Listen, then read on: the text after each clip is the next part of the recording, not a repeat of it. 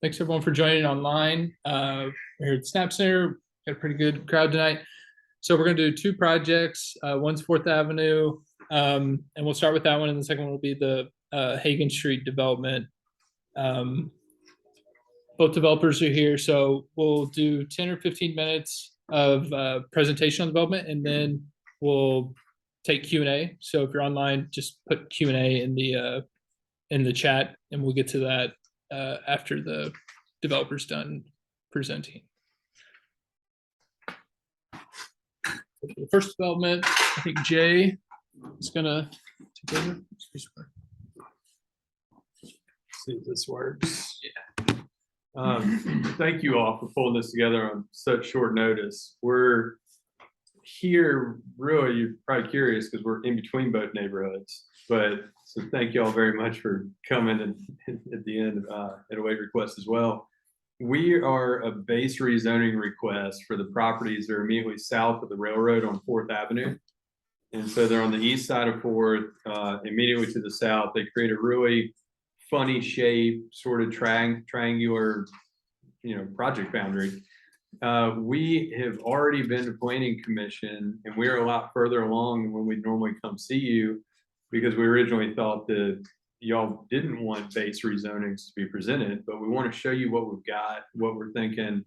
I'm going to let Jerry Bradley walk through the design and the background of the project, but we need to. One of the new protocols is now to even bring base rezonings to you to get feedback before Councilman Sledge will request the bills to move through at City Council. And so we were on consent agenda at the Planning Commission, MULA-NS for the no short-term rentals. And that is also what's being contemplated essentially for all the industrial properties up and down 4th Avenue. I know Councilman Sledge is interested in doing a sort of a blanket rezoning, and we're ahead of that. Whether that actually happens or not, I don't know. I know he'll be reaching out if it does move forward. But we hope you like what we've got and appreciate the feedback. And I'll turn it over to Jerry Bradley for a little better explanation. Yeah, thanks, Jay. Thanks, and then Tag and Snap, both of you guys for being here. I know it was short notice. We were essentially told early on that we started this project back in 2020, right in the middle of COVID. We thought that'd be a good time to start one. And we decided in the middle of all of that, because there was some other restructuring going on with Metro, that we needed to back off the project for a while, and we had our hands full with some other issues anyway. So we're good friends with the owner of the property. It's an industrial property that's been used for like construction, laydown area, storage, and whatnot over many years now. And it's right at the railway. And I'll get in the presentation in a second. But I wanted to kind of introduce our team, which is Jay Fulmer, our civil engineer. We got Gary's here. Gary, you want to introduce yourself? Yeah, good evening. Gary Vogler with Kaiserberg Design, landscape architect. Happy to answer any questions you guys may have as we get into it. Steve Armistead is my development partner on this project, and Sam Atkinson works for our architecture company, the Bradley Project. So I'm the developer, the architect, and the general contractor. It's kind of how we do our core business. Kind of complaints go. All the complaints come here. I can't solve any of them usually, but it's a lot of fun trying. But I will say that what's great about the way we do our work, and I think it's important. My whole career has been on the West Coast, and community groups, community involvement is very important to what we do. But we're also urban planners, and we're also architects. So we don't just think from a development point of view and a finance point of view. We think about it more globally and more holistically. So we hope that what we do really addresses public engagement, pedestrian engagement, walkability, urban planning components. We don't just go at this as like a one fix to one site. In fact, most of the sites we select are very unique and problematic for most developers, because we prefer the sites that no one wants, because that actually produces usually a more exciting vernacular of architecture for what we do. So with that being said, and what Jay was, to piggyback off what Jay said, we were told, Colby told us that this is just a base rezone. We weren't asking for anything outside of MULA-NS. We were working within all of the sort of bulk standards of that zone. We were working with all of the FAR. We don't like to go outside of what the city planners want. We don't like that. We don't like to push those envelopes outside of that. So that's sort of the core of our business. So we weren't asking for a whole lot. We were just trying to change industrial zoning to mixed use. And then we got caught up in this meeting, which is great. We're not against the meeting. But I just wanted to say that because we're not sure if we're asking for a vote. We're not sure. We're not really in either district, in either community group. But anyway, that being said, we want to share this with everybody online as well. And how does Shay, how do I? We share screen on here.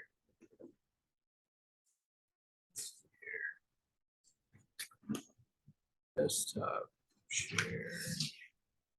There we go. Should be able to do that. Just kind of scroll through. Yep.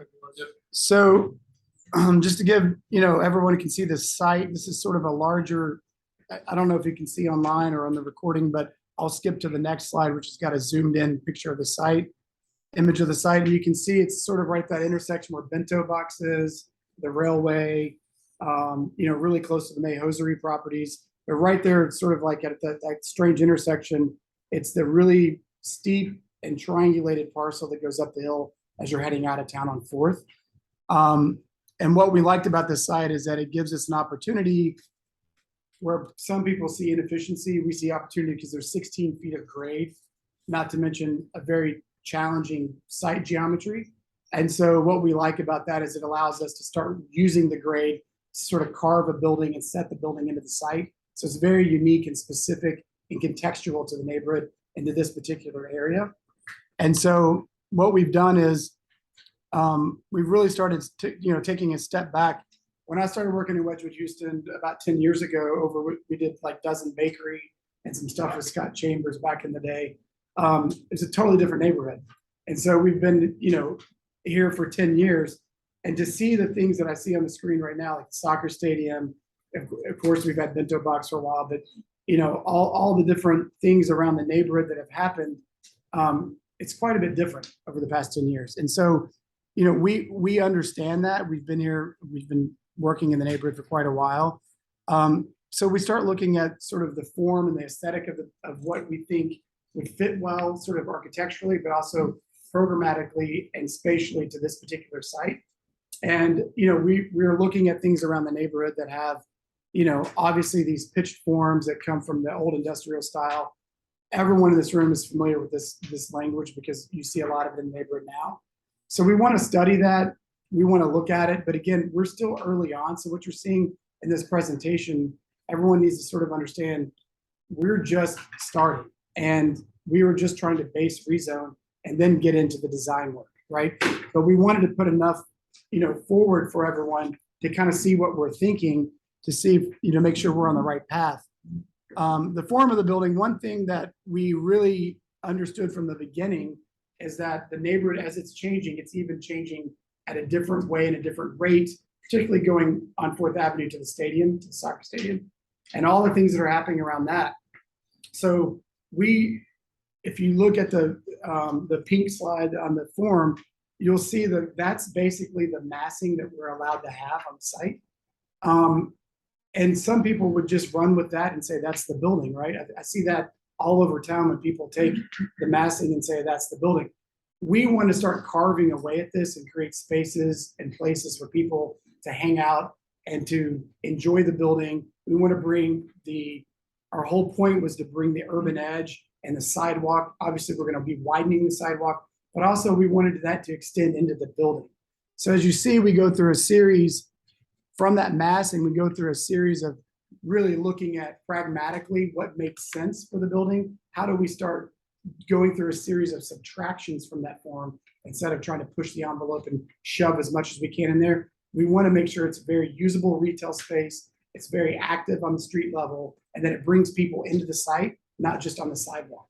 So we start looking through a series of these subtractions, all while trying to, obviously thread the needle with FAR, height limit, step backs, all of that, and then fit our parking in.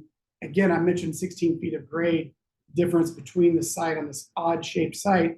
We're actually using that to our benefit for parking. So we're able to put the parking underground, but we're not having to excavate so deeply the way that we've laid out our floor plates below grade. So you'll see some subtractions there on that particular slide.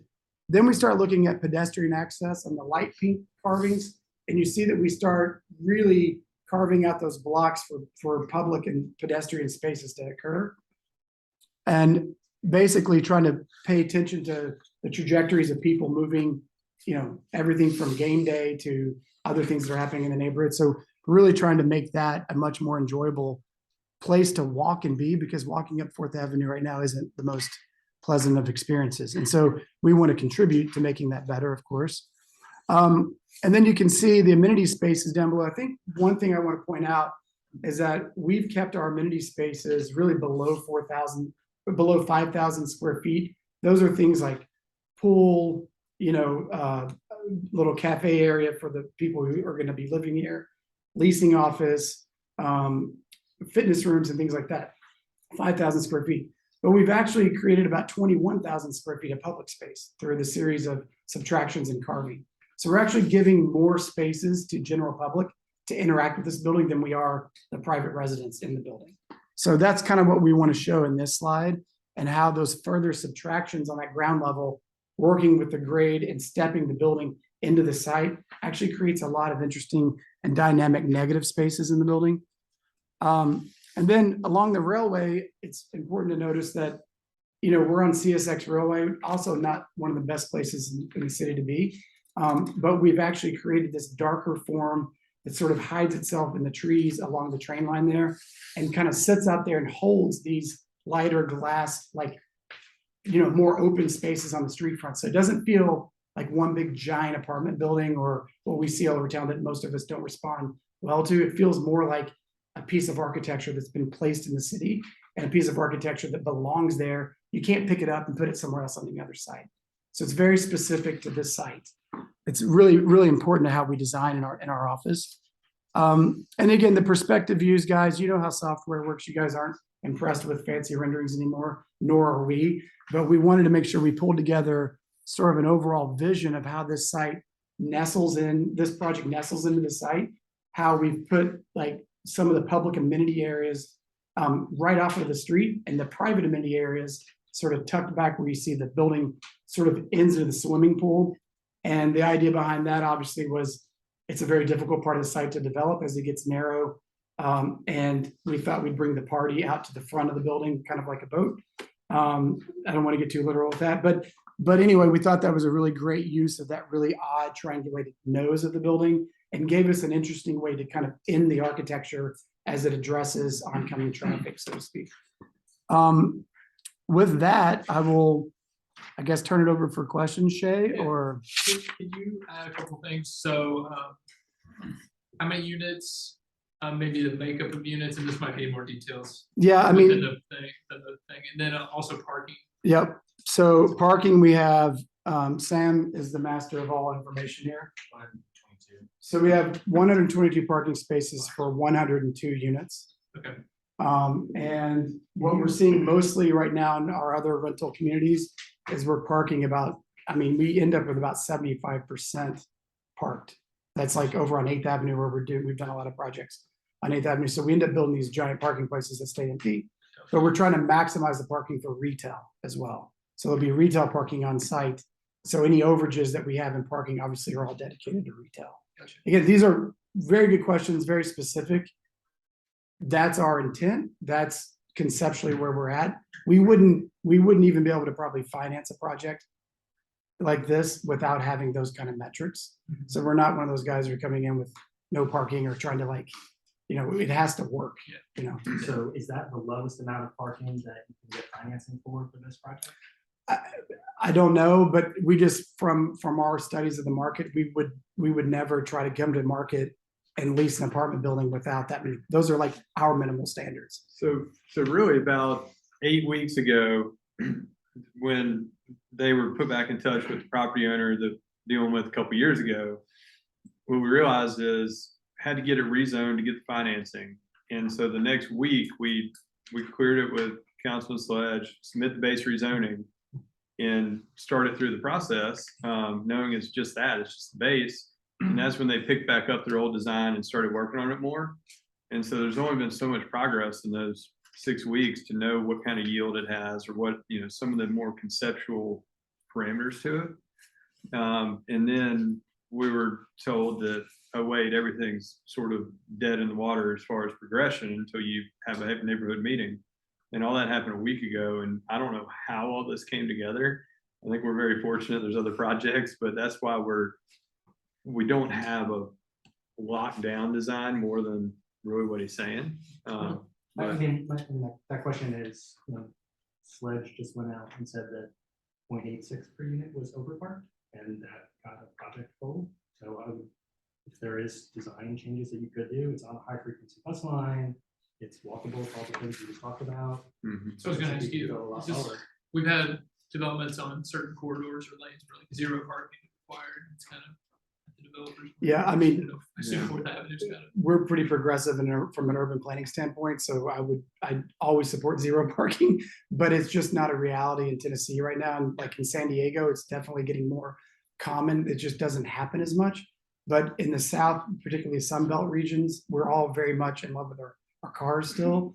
And it's probably going to change in the next 10 or 15 years, I would think, just socially and culturally. But right now, like when we go out, most of our money is coming from out of state, and they have we get nailed with, well, we can't put our money in your project because it's only parking 78%.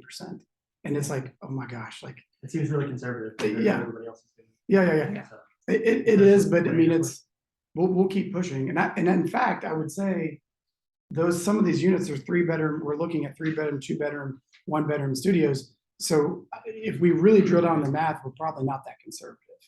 Because we're gonna reserve, if you're talking 1 space per unit, it's different. But if you have a 3-bedroom or 2-bedroom, the parking demand is different in theory. So it's all mathematics. And at this point, we're gonna park it as, we're gonna try to make everybody happy. Like that's unfortunately where we have to be with parking right now. I have to make the money people happy, but I also have to make the community happy. And I hate building expensive parking spaces But that I'm just are saying, empty. like, the community has already passed regulations that say you don't have to do any parking there if you don't want to. Other projects have already done a lot less parking than that, and so you're only making money happy at that point. So it's not the community that you enjoy there. I probably need to track down the Not money people. that- necessarily. Yeah, we've had different views on the parking concern. or Yeah, I mean- considerations with location and time. It's a hot But we've had topic, views on both sides. and it's a hot topic that's in flux wherever you go in the city. So I would support whatever you guys are saying, most likely, but I don't know the reality of being able to like promise what our ratios are gonna be right now. this is a little weird being on the east side of Fourth, because the closest neighborhood's across the street, and that's a dangerous. For your Darn. location, I'd argue with 3-bedroom, you're underparked. What's that? For your location with 3-bedroom units, I'd argue you're underparked. From, I'm not saying I'm just saying like. Yeah, you could go both ways. I was gonna ask Tag, I think you so go both ways. being across from Fourth Avenue, I mean, I don't know, more people might decide to park on the Chestnut side and like walk down. I don't know, did you guys have parking? We have significant Thoughts? parking issues on Hart Street in particular, so that's facing Bento, right? I think it's well known probably by everybody in this room that Bento's parking structure is, if not non-functional, then definitely underutilized, so please don't vote on those. I just wanna see it work. I know, I've never- I know. That's an aside, but could but demonstrate. we do have significant parking issues there, so people will not benefit from attempting to park there along Hart. You look at everything north of that, Fayetteville Forest, Oporno, St. Al. We have to cross the train tracks. to get Right, to there's a the- development going in at Third and Hart, like all of that is approaching density from a parking standpoint. So yeah, you're looking at people going further south on Fourth Ave, which is also undergoing development there at 1444, whatever the address is. And so I think it's definitely an important watch point. There's not really many good places for people to go. If we parking there, can, what's the plan to cross Fourth, like just pedestrian friendly? Like we've had other developments like on down Fourth and Yeah. stoplights considered, I don't know if that's a thing, but you are kind of right where Reigns. Tees We're, off. we're all about mid-block crossings. I think that's the safest way to get people across, but it's also sort of out of our control. It's public works and we're not against any of that. We do know that there's crosswalks coming, further south, just right up from our project. So, we understand and we're sensitive to that need for sure. I just don't know what the direct answer would be right away. Yeah. But we're not, we wouldn't ignore any issues like And that. for the success of the retail component, I mean, Yeah. it's just important to get people there, safely. So that's high on the list to figure out. Yeah. But we don't have it. I do love this conversation, just by the way, because it was maybe 5 years ago, all we heard about is there's not enough parking, and it's like, oh my gosh, and then now it's like the pendulum has shifted, which I welcome this dialogue any day versus the other one. Yeah. You anticipate working with CSX or Metro in any way to improve the crossing of that railroad? Working with Metro, CSX yes. is a statement. Metro, of- yes. You gotta enjoy that. I mean, It's good enough. yeah, Steve did a little development back then called the Gulch. I don't know if anybody's heard of it, but back then that was like where all these train lines go. And Right. Steve can speak more to CSX and how much fun we've had with them. Well, over I the know years. they're impossible Yeah. to work with. I just wondered if you were even going to approach. Yeah, Yeah, how far will this sidewalk go down Fourth Avenue? it To the Will it property just boundary. to the stop property to- boundaries, yeah. So we're There's, just I gonna think have there's basically one small little piece that I love because it's been reserved permanently apparently for a billboard and we can't seem to figure that out. So that piece, is not part of the project. So we'll definitely have to take it down to that kind of dead piece there. I wish we could find a way to buy it because it would be just great to take the billboard down. Well, there's We also wouldn't be the- able to develop it, but it'd be worth it just to get rid of the billboard, It's- but. it skips that parcel and goes to another development that hopefully is doing the same thing. And so we'll have a little bit of a gap, but that's a great utilization of the sidewalk funds that the city has, even if it narrows, just to have that connection be made. So that's a big push we need to make. Back to, Is- sorry. Before we move from parking, I would just advocate for like public charging stations for vehicles. I just know in our community, up the street, that's becoming a pain point, because it Yeah. doesn't exist. And then also, the scooter situation, if we are wanting to encourage, you said the wider sidewalks, but with the subtraction of the building and, encouraging retail and just movement of people, I just didn't know what your plans were for scooters and, getting people from downtown here.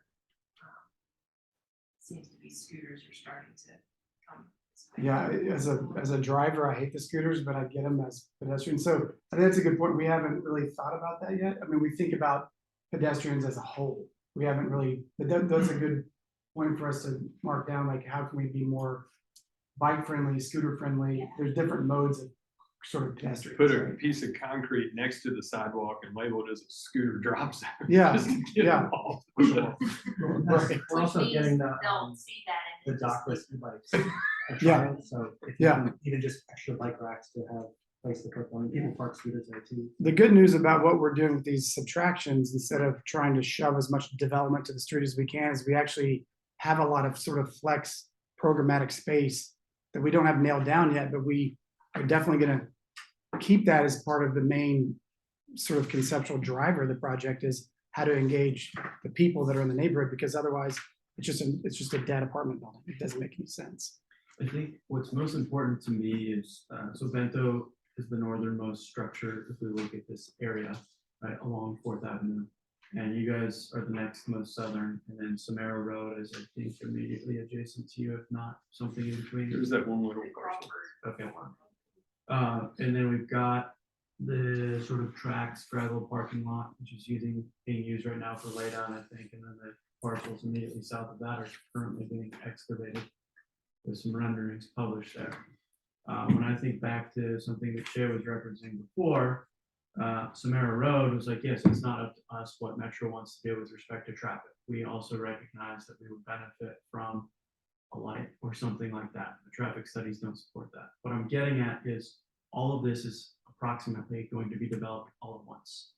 And with limited coordination and not any oversight or collaboration between those parties, that risks all of us being unable to predict what challenges will be faced and what we should be thinking about now, right? So where we have entirely industrial use across several acres, we might have entirely residential plus retail use in 2 or 3 years. And that's something that no one is incentivized individually to pay attention to, but all of us collectively benefit if there's collaboration and conversation. Yeah, but the next one down is where we talked to them, didn't warrant it. We're like, well, just down from you and just up from you. It's like, no one looks at like the 3 projects. Everyone looks at the individual projects, says that it's not something to take into consideration at this time.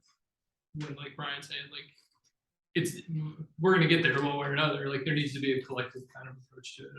Well, That's just not- curious, what does that look like from your perspective, that collaboration? What is it resolving, or what is it? When we do a traffic study, we have to add in each development as they're being designed. But just beyond traffic, And- what is that collaboration? I'm just curious, what are you thinking? What are the issues you're thinking about that a collaboration could resolve? Or Do you mean prevent? like sidewalk connectivity? It and could be those sorts sidewalk of things? connectivity, it could be the scooter conversation or bikes. I saw published today by B-Cycle, I think it was like a suggested route. If you want to ride a B-Cycle 7 miles, then you should take this path, which Right. will take you down 4th Avenue. And I thought, damn, I wouldn't want to do that. Right? So it's those kinds of things, the connective tissue that neighborhood groups want to encourage people to think about. Those are several examples of what that might be. I have to admit, I would not be upset if you and Samara Road closed the gap in the sidewalk or across that empty parcel. Well, we know the owners, the Crawford Overhead Doors is the Yeah. property in between. If you Um, guys are We can have a working at the same conversation time, about that. Yeah, I mean, it's not, I say that, watch that be the one piece that's got like a T-Rex buried underneath it or something, but I'm just saying, like, we can certainly talk about that. That's probably not a deal breaker, definitely for them, since they're the dog wagging the tail. So and I'd like to remind everyone, this is a pretty small project, like comparatively to the things that are happening in your neighborhood.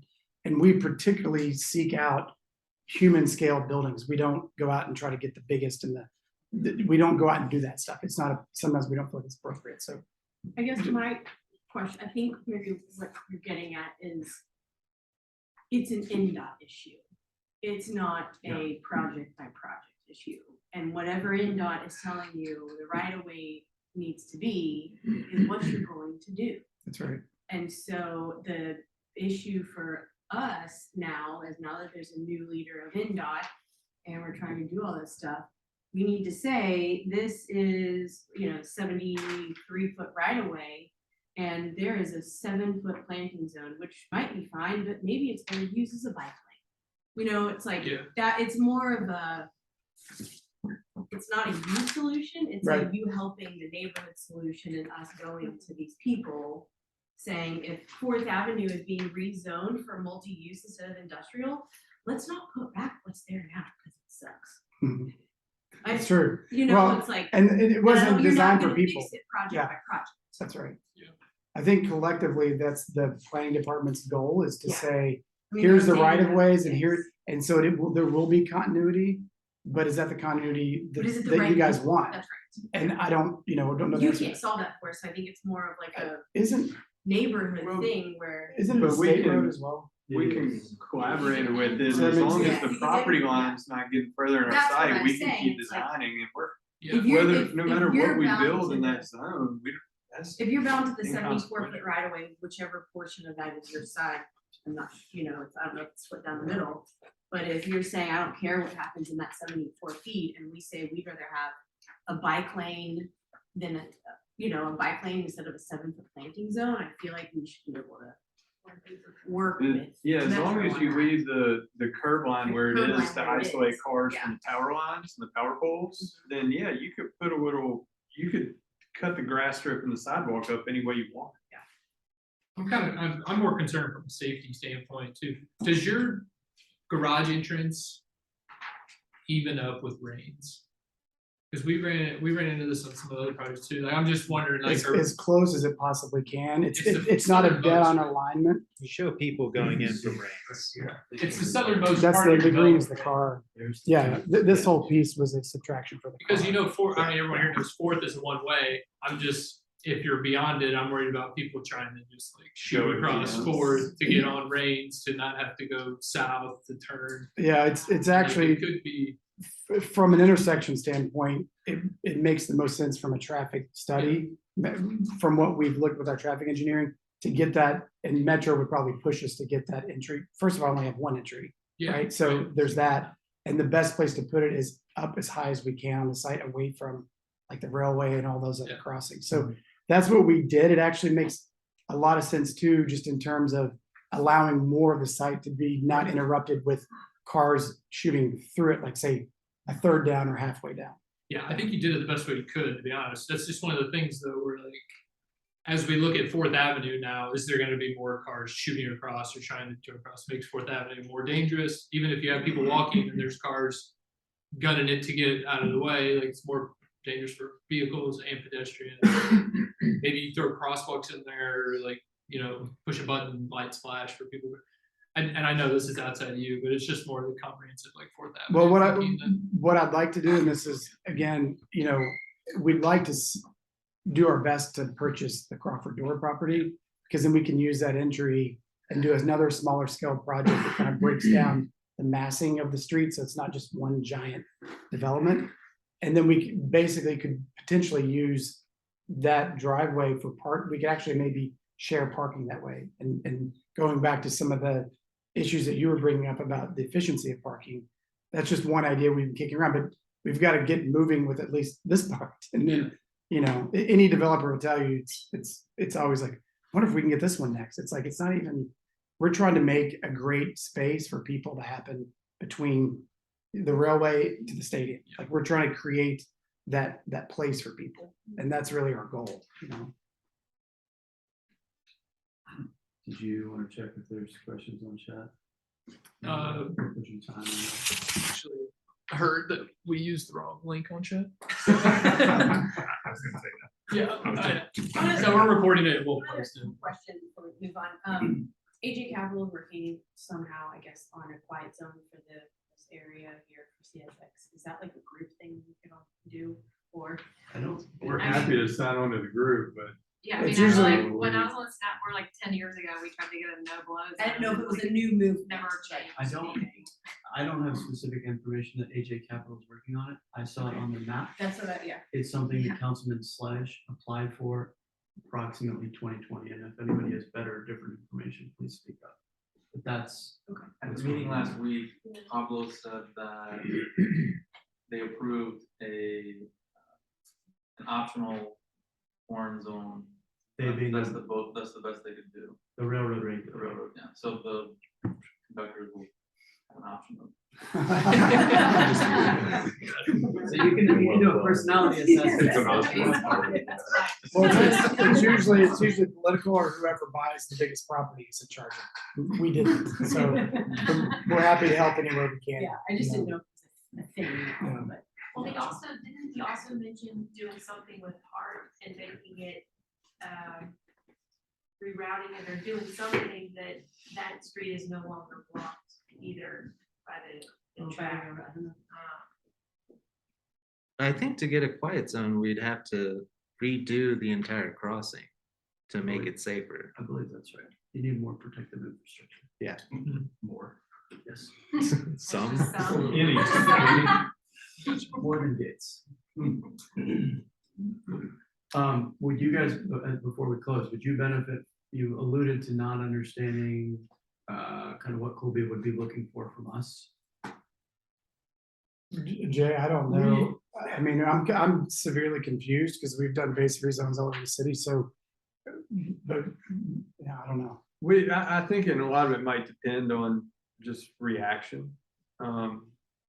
Because ultimately, I think the whole corridor is, he would like to rezone it to this policy. It's supported by all the national next plans and underlying policies. And, I don't know if he's looking for, everybody seemed to appreciate it or everybody seemed to hate it, or I don't really know what the feedback's supposed to be. Yeah, he kind of threw in some of the base rezones because we had other SPs that we were looking at, and then he kind of threw these into the mix and kind of required the meeting. And Snap's kind of taken them and kind of included them in the same process. So mine, barring like any like huge concerns with something like this, I think, and this is just my view, we'll talk as a Snap board on this, but we'll look at it as a whole. Any major concerns, we'll pass it along to Colby. And it sounds like most of those are kind of outside of your whatever purview at the moment. But other than that, I don't even know if we necessarily would write a letter of support, which we usually do for some of the rezoning. But this might just be kind of a Lack of feedback. opposition. Yeah, feedback, no major concerns, and then take it from there. Type. Yeah, probably. Given, oh, go ahead, sorry. I was gonna say, sometimes he's looking for a letter of support from our organizations. I'm not clear if that's the case here, but if it is, we'll go based on this conversation and any additional feedback that comes in. I would just ask that since we don't really know, it would be helpful if, barring major opposition, being willing to write a letter of support if that's what he requires, because we've not had to do that before for this, but Yeah. we're happy to do whatever we need to do. I just appreciate, Earl's thoughts and support on the project. The hard part is you can't really tweak a base rezone. You can't say, oh, we'll approve it if you put in a pedestrian crossing, then it turns it into an SB. Right. The way I understand it is that they've been through planning commission, it's passed, and this meeting is so that Colby will take it to council. Right.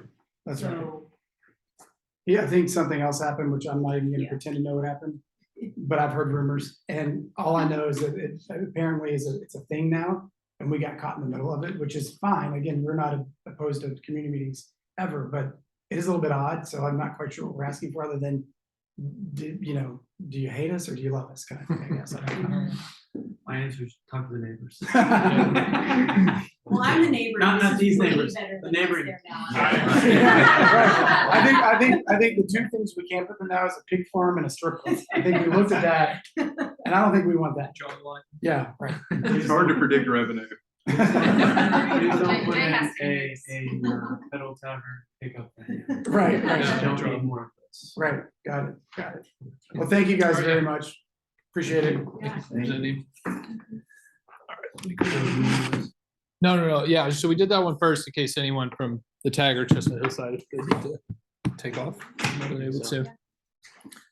All right, so next we're gonna present on the Hagan Street project. Get those slides pulled up here.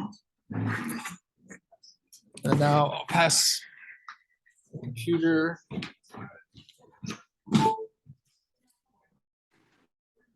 That would have been kind of easy to offer one to you, huh?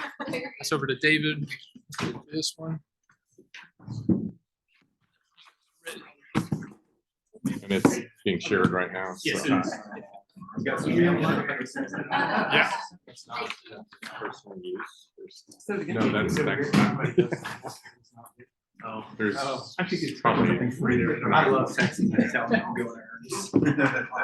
Hey, Ernest, going to Ernest. Yeah. Going to open the front door for you. You don't have to sit there. I didn't see where you're sitting, where we're sitting. There. Did this move? He moved over here. You want me to? We can put it over. Is that right? Shane? Since I'll everybody's stand over here. Yeah. That way people can all sit together. Absolutely.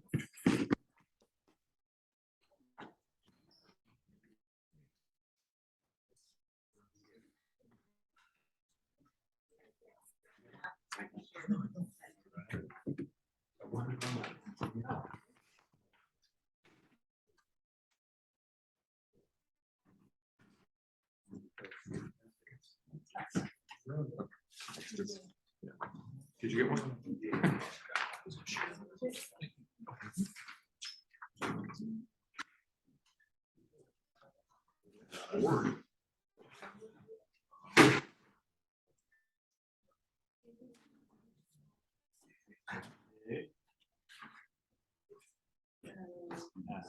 Yeah, you're Good? Yeah. Okay. Hi, everyone. I'm David, and with Arno, we work for a company called Hines. We have a couple of projects under construction in the neighborhood. Dave Powell's with Hastings, architecture firm. He's been working with us on everything we've done in the neighborhood. Wanted to start just with this picture, just to give people context. So this is, I think, page 2 or 3 in the handout. You'll see an under construction photo of a refinery, which is this project right here, and T3 Wedgewood Houston. The site we're talking about today is the corner of Hagan and Merritt. It's called 525 Hagan. It's a site that's about 0.7 acres. And what we're coming to discuss is basically an extension of the project called Refinery onto this site, physically connecting, if the city approves, via a bridge over the alley. The finery context is pretty important. Oh, just quick facts. So the finery is 383 units of apartments above a pretty active ground plane. People in this room may have been involved. I mean, this has been a long gestation for community feedback on this SP going back to 2014 or 2016. It's Core Developments, 2016. Core Development started this project. We inherited the SP that Core worked on with community, modified it and had meetings in 2019, 2020 to finalize what is now the finery. And a big part of that feedback was how to make that an open space. And we'll show some pictures on how that's come together. And then T3 was added after the fact. And what T3 brings to this overall campus, we're kind of viewing these as one, is a mix of uses. So T3 is an office development. It's 5 levels of office above the concrete podium. And the finery is really residential anchored, but with a lot of ground floor commercial space.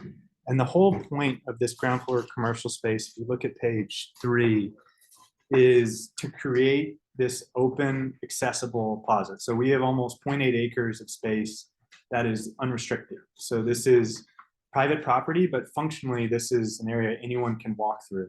And to make it feel like a place you'd actually want to be, the key was to make it open from porous from all the streets. So basically came with a great design that means you can enter off of Gray Street or off of Merritt on foot, and then line it with businesses that people want to come to. So if you want to go to a restaurant or a retail service or things like that, that ground plane is about 31,000 square feet of footprint on the ground floor that is retail space. Did you guys just change that too? We adjusted from an office focus to adding more of a retail focus. For the building, you see the one that looks like a rectangle on the right? That one we were targeting towards office and we switched towards retail. Oh, T3 change or The green? green Yeah. one, the green one. The base, the base. The base of the green one, thank you. So there's a few pictures in here. Again, this is just for context. And why we wanted to show these is because the way we're thinking about 525 Hagan is very much influenced by what is already happening. And it's adding residential density to this environment that is meant to be highly walkable and open. And so there's a couple images of the plaza here on page, it'd be hard to see a page number, but there's an image called Plaza View. And you can see the T3 building and Disc Insider on the left of the person standing on this patio, and then a courtyard that leads out to Merritt. On that courtyard, we have another thing that I think started maybe in this room, but the public art installation, which is called The Hands. So this has been a long time coming and is finally going to get done next year.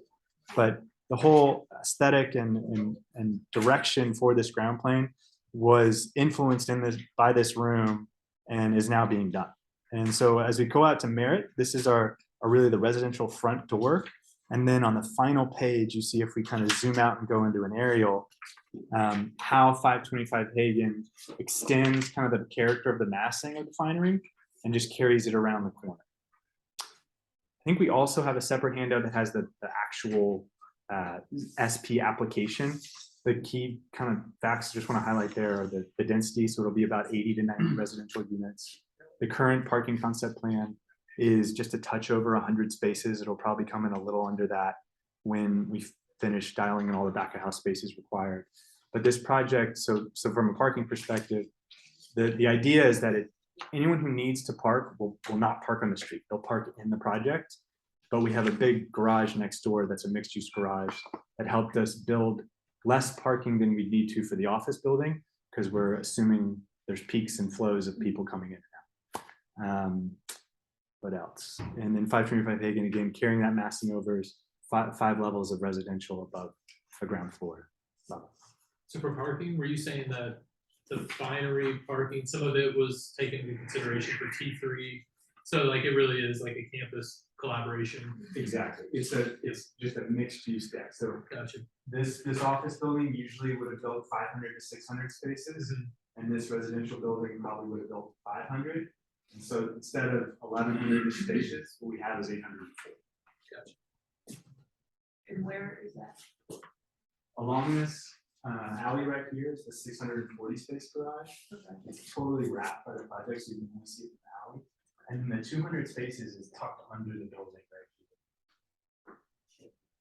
So access, so the current project we're talking, there's two traffic access points, I guess, the alley, and then there's one off Hagan too, right? Correct. So one off the alley, the reason for that is there's this natural grade change as you go up Hagan towards Dozen Bakery. And so we have two separate levels to make those as efficient as possible and functional as possible, two separate entry points. But each level is about 50 spaces. So the level off of, that's entered off of Hagan, access is about 50 spaces, and then the level off the alley the same. Is it shared retail? Where the residential park is? Yeah, so I think what's gonna happen, it's gonna depend on what the retail is. So exactly. But I think of the residents, the retail will take a disproportionate share of that ground floor parking, and people will park in the garage that's already built or being built right now. The connector to the fire, or I guess the connector between what's currently built, is it, I think we had chatted before, is that set? Or like, is there extra work that needs to be done on that? I guess I keep picturing it as like one big one, don't have anything against that, but like, are there still hurdles that need to be kind of? So there is a hurdle we have to do. I think we have conceptual approval for the bridge over the alley, but when you, I think that's the right way to put it, right? Yeah, and then there is a separate mandatory referral process that goes to council for the approval because it requires additional public works approval and Now- NDOT approval. Now that bridge will not be a like occupied bridge. It would be probably a single level that is 20 or 30 feet above the alley. So it's not as much of a visual barrier as like, if you look at our project, we've got more of a complete 5-level bridge. It's a little different. Like what's over that standard assembly? Exactly. That's what you're exactly. going for. Probably, I can't remember if theirs is conditioned or not. We would want to do a conditioned Okay, connection point. I can't remember theirs is but conditioned. that's what you're, something like that. Yeah. Is But the theirs is reason for the- multi-level, and this would just be. Is the reason for the bridge the sharing of the amenity? It's the primary. It does kind of have different project feel if there's no connect, I mean, not like different project feel, but like, just tenant uses seems kind of different to me if there's not a connecting bridge. Like more of an island. It would be a loss to us if it doesn't get the part of approved. it. Like, I think it would be a lot better for the people who live there if we get it approved. Do we have any affordability requirements in the other SP? Yeah, I don't, that was, yeah, back in the day, I'm not sure where that landed with the initial binary project or not. 2014. 2014. Yeah, I just looked at that. So I didn't get the initial or the first handout, like aesthetically on the outside, is it pretty much built to match the other buildings? So we have not, the handout's pretty vague, and so we have not designed, this is a form-based SP, it's not a design-based SP. Gotcha, yeah. So the building will, I mean, the goal is nice design, you don't need to be like too cute, but we don't want it to be perfectly matching. Like it will be different. We haven't launched full design yet because we haven't gone through this step. That's the next step on our side. And if I can elaborate on that, by the way, you're looking for the SP exhibits, there's the 11 by 17. Yeah. To help answer that question and also to give these guys props, when you think about what this product type is, it's all over the city. It's all over 8th Avenue and in the Nation Park. It's what we call the Texas wrap. It's in the Gulch. It's the stick frame on top of a concrete podium. And it is almost always a consistent, continuous aesthetic that takes over a massive amount of property, usually. And it's usually very closed off from, it's a wall on the street because the interior courtyard is the amenity space for the residents. So one of the very early conversations we had that I thought was so great, that they were open to the idea, and we started riffing on these ideas of, hey, let's open up the wall to the community, which was really inspired a lot by the art crawl and trying to make this a lot more porous, and captured some of the language and some of the spirit of the original SP from back in 2014. But in breaking that apart, it also allowed us to make the 3 different residential buildings very different, being the same architect and the same developer and the same contractor, the same everybody, ran the risk of it looking like a project that was all done at once by one group of people with one aesthetic. And we really wanted to avoid that and make sure that it was broken down to capture the character of the different developments that are happening throughout. Long-winded answer to say, that's the intent for this project, 525. So yes, it will have the bridge that connects it, a little bit like what's happening there, but very intentionally trying to have its own aesthetic that's complementary. And each, if you want to know, each one of these buildings and aesthetics has their own story that is really trying to help capture the bit of the history and story of Woodruff Houston. And so that will be a big part of this process is how to continue that evolution of storytelling, but with a different aesthetic. Is there any way to like activate the alley in Hagan Street? It seems like we're kind of just blocking those off. And, The alley and Hagan Street. yeah, I mean, it looks like it's just, I mean, its retail lobby is along Merritt. Oh, yeah, I see yours. Yeah, the retail, so that the grade, what you see as lobby here will likely get flipped and be more retail. Like the retail in the corner makes the most sense. It'll have to probably enter and off Merit just because of the grade change. But I don't know, Dave, if you want to talk to the idea of this the liner on Hagan, because it is hard to create like functional space that's like at the Hagan ground plane. But instead, right. So when you look at the last page of the 11 by 17, you see the massing diagram. You can see the grade change and how at the corner up to the north end of the site, it's already a full, typical level, like a 10-foot grade change. And so again, you can see the white box at the corner, so it really does anchor the corner. But the grade really takes off mostly past that depth, that liner depth. So it's not completely Merit facing, it does turn the corner. And then a portion of that facade is taken up with the actual entry to that level of the garage.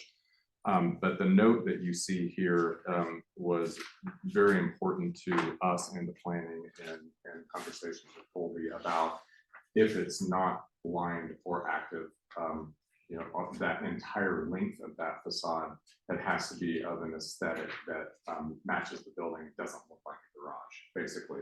That it has to have follow the same aesthetic or have a complementary addition to the overall composition. Which is what this says here up in this larger note. In a way, it's a little bit like the building next door, the Carter Group next door, where there is activation up above, but in reverse, when you're walking down that sidewalk, you end up walking next to what becomes a taller and taller wall, right? So it's sort of the reverse of what's happening. All right, is ready? So the sidewalk's gonna be connected all the way to the Carter Group? Yes. It'll be completely enclosed. Yep, and I think it says it on both of the first 2 pages that are the ground level plans, which change, of course, because of grade. And so there's an 8-foot planting strip, 6-foot planting strip and 8-foot sidewalk on Merit, which is what matches the rest of the Finery residential. And then as you turn the corner and go up Hagan, it is a 6-foot, a 4-foot planting strip and an 8-foot sidewalk. So there's wider sidewalks here. I just want to understand what you were asking, like, you want Well, the so, sidewalk to be. no, I would rather there was an active space there. I mean, there's a full story That goes all the way to where well, I guess that's the lobby, is the big block at the corner that's about. 20 foot. It says lobby, but to David's point, it will Whatever it likely is. end up being Yeah. retail, it's active space. Yeah. But you could take that first floor of the parking lot and do something potentially if. So you let's, wanted to. so if you look at the last page and look at the lower diagram, if we did what you said, that lower floor, you can see that it almost immediately gets buried. And so that is the complication. You're talking about the hatch work? That's right. The hatch and code. Yeah, so, yeah, this is the ground, and so we're taking advantage of where it's exposed the most, and that's a double high wall. So if the first floor Yeah, so the was second- active. Yeah, and the second floor is that garage entrance to be able to park this to metro requirements. I think one thing we could do that we've Wait, so talked SP about. As part of the SP conditions, they made us put in there that it meets metro parking requirements. We actually didn't have it in our SP. So that Is just, that got your- added. Which hopefully in the I month will be guess zero. something that, Yeah. this You is not, delay a month. it could change. this is not you guys, but I feel like the neighborhood is having trouble understanding where projects are in the process of metro approvals. Is this, where is the SP? Planning Commission, Colby, Council, all, Best case planning commission would be November 10th. So this has been talked about with Councilman Sledge and NDOT and planning for a long time, surprisingly long time. But the good thing is, one of the reasons was there's a lot of conversation with NDOT about. yes. I was interesting listening to what you were saying, because on this project, we actually said to NDOT, like, guys, instead of like doing a traffic study, can we contribute to a project? And so that's gonna happen. And so we've already contributed to the Chestnut Street Bikeway, but this project will again contribute to now the upgraded Chestnut Street Bikeway, which some things changed, and now it's gonna be truly protected and not like highway sticks or not. Yeah, so What's the final street look like on Merritt? On your, like, obviously it's south, but from your side, does the street get wider? Do you give more right of way to the side? I just don't know where, like, where is the right of way now? And where's it Yeah. gonna be at the end? the trickiest thing on this stretch of Merritt is the overhead power pole Yeah. lines. They're real, I they're saw that, they're your huge. planting is right there on the edge. Exactly, yeah, and so I think we've got, this is an 8 foot and a 4 foot, I can't remember the right dimensions, 8 foot sidewalk. The Is it- landscape it is stays the same because standard. the overhead lines are there. Correct, That's right. nothing, and it continues what you see in front of E Rose on Merritt. I think we've got the same condition as what E Rose has all along our frontage on Merritt, and that'll just continue. Are you There'll be a doing- couple bulb ends, but that's Are public, they gonna be curb cuts like for the curve and the roads? like the lay-by lanes for, Yeah. yes, there are some in front of the finery project. I don't know if we've gotten there with this project. I don't think it's come up, the lay-by, yeah. Will your sidewalks match our building on 517? Yes. That's why they're different than Merritt, because they're matching what you guys have already done. Yep. Right. But, my question is more, I guess, for the board, if there's no affordability requirements, how do you guys consider it? So this, I guess there's a discussion that needs to be had there, but with that being already done, we've kind of considered this as like one project in my mind with the finery. I mean, it's a discussion that needs to be had. Yeah, so we have our rubric, which I shared, and we would go through the certain requirements to get a letter of approval. But we need to think about how that ties in with the overall project as well, in my opinion, but Just it's a good point. another point of consideration though is the legislation, the council has been approved or was it, it's illegal to require affordability. The council can't, but we can. We cannot. But we can.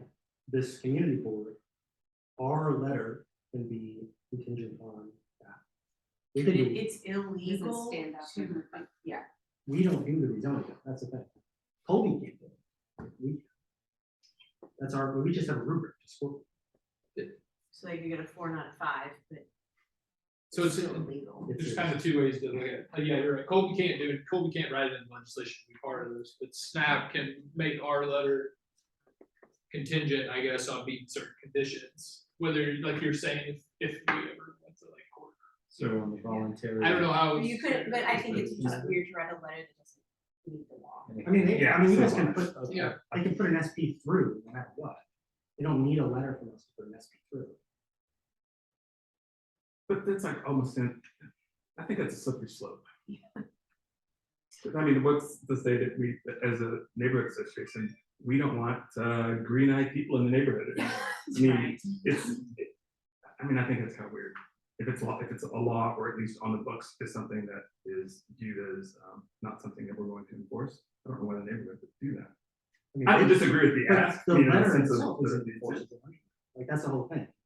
So we have a rubric, we've put that out there. We've included it with AJ, we did the CBA, like there's other ways we wrote it in. I guess the expectations or agreements, how, you know, legally enforceable, different aspects we've done are, but it has been an ask, we've done a lot of developers, got it in writing. It will be part of it, but again, I get what you're saying.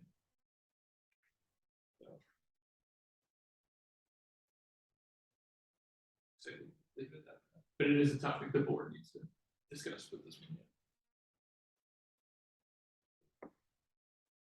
Anybody else have any questions?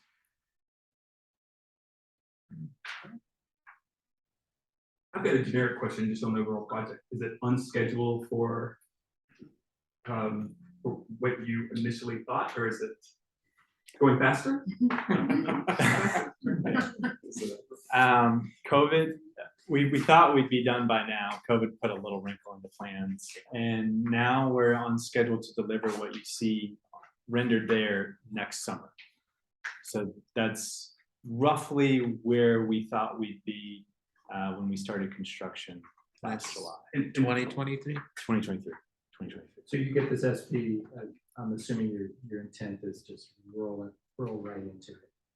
So that we just get continuous construction and knock this one out. I mean, this site ideally, probably realistically 2024 with lead time for design and approvals and everything like that, but that would be ideal. Yeah.